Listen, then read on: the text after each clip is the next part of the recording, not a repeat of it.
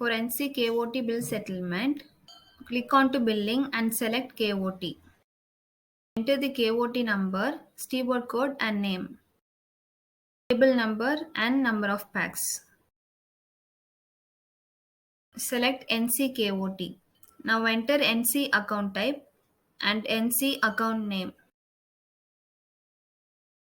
Enter the item name and its quantity. Click on to save option.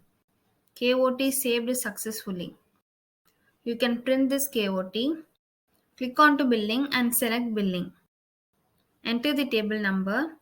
Click on to save option. Bill saved successfully. You can print the bill. Click F7 for bill settlement. As it is a NC-KOT, the details will not show up in the settlement. Now click on to reports and select bill-wise reports. Select view option.